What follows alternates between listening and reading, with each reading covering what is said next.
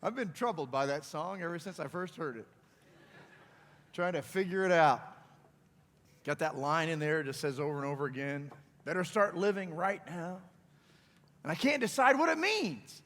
Better start living right now, or better start living right now. And I'm not sure. Maybe both, huh? Maybe both. We are given today. You know, God's given us this day. What a wonderful privilege to know that we're loved by God in this day. Today's the day.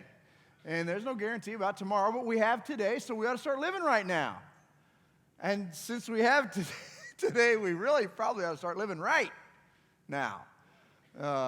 Because God has built a bridge to us through His Son, Jesus Christ. He's reached out in His love. And we have in Jesus Christ, who gave His life for us, we have forgiveness for sin. We have hope for tomorrow. We have purpose for today. God's love is so great. And so we're on the Jesus way. And learning to walk with Jesus and live our lives together in community with Jesus. And we're in this world trying to make our way followers of Jesus on the Jesus way. And some of you may have noticed there's conflict, there's debate and challenge. Let me just ask, have any of you watched the news in the last 2 weeks at all? Who was it? Okay, 11 of you. Awesome. Well, I've watched the news a little bit in the last couple of weeks, and it appears as if there is some discussion about our national debt. Maybe you've noticed. Maybe you've heard about that. And what should be done about our national debt? And I have some thoughts. And I thought, I should share my thoughts. But then I realized I only have so much time.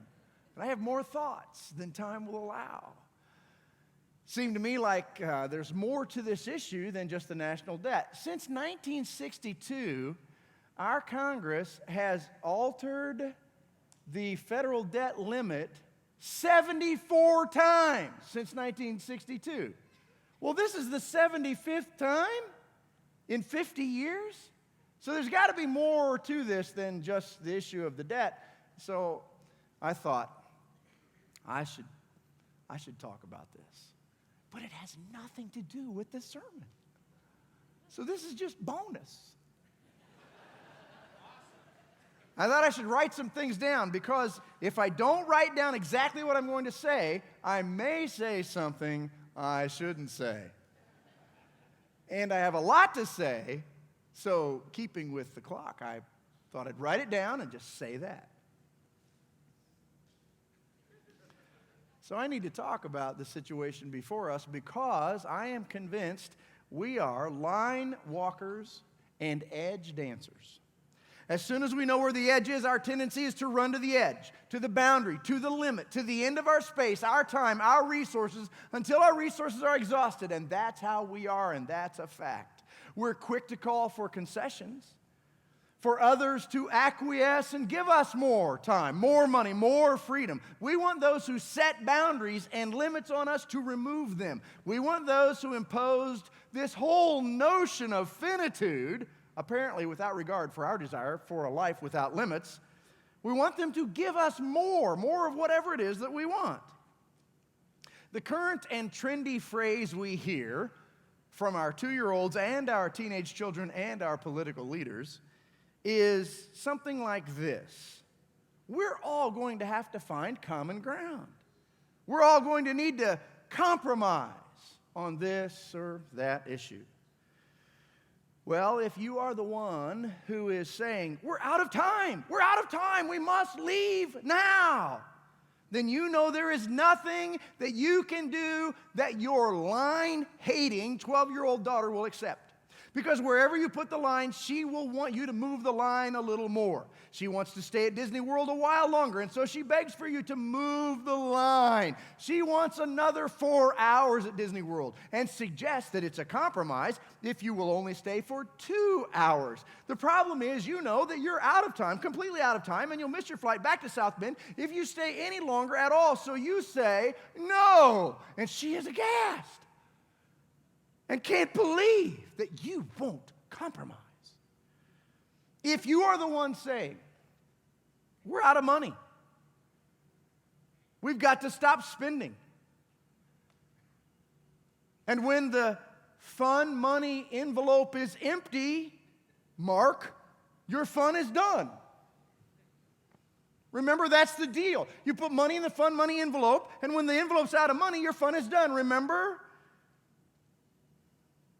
Well, if you're the one saying we're out of money and your fun is done, you're familiar with the request that always comes for compromise. The suggestion always comes from the one who is out of money. Can't we spend just a little bit more? Because I really want some more stuff. There's a lot of stuff I want. So each of us needs to compromise. I want a lot of stuff, so I'll cut way back on all the stuff that I wanted, and I'll only spend just a little when I really want to spend a lot, so I'll only spend a little, and you then just move the line a little. We'll both compromise. The problem is, we're out of money, and the line has already been extended as far as it can be extended, and now the account is empty and the fun is done. Period. Oh, friends, can you see the pain in the face of the line-hating shopper who is only now realizing that people can't spend money they don't have? Maybe you've noticed, whenever you give a line hater who is standing at the edge, wishing there was no line keeping them from what they want, whenever you give them a new line, you move the line, give them a new line, they will run right up to the new line and very quickly will begin asking you to move that line too. When you give an edge dancer a limit, they run right up to the edge and they insist, you are mean and harsh and unkind and uncaring if you don't extend the edge. But if you have ever moved the edge a few times, like every single parent in the room who has said to their children, no, and then you said, I'm going to count to 3, and then you said, I'm going to count to 10. If you've ever moved the line, if you've ever moved the edge, here's what you've learned. You know that edge dancers hate the limit of the edge no matter where the edge is. They hate it. So I want to ask you, as followers of the Jesus way, to face reality. Whatever happens on these issues of limits and edges, there will not be peace in the days ahead. Not as long as people hate limits and hate boundaries. There will be talk of civility, but civility will not take place. And there will be talk about a compromise that will make everyone happy, but no conceivable compromise will make everyone happy. And there will be talk about unity around core values, but we seem not to agree as to what those core values might be. Conflict is ahead.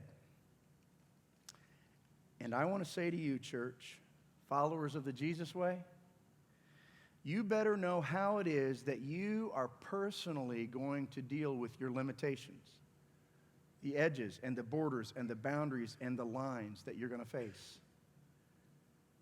Because if you don't learn how to deal with those, you will end up hating everyone that you imagine to be holding you back.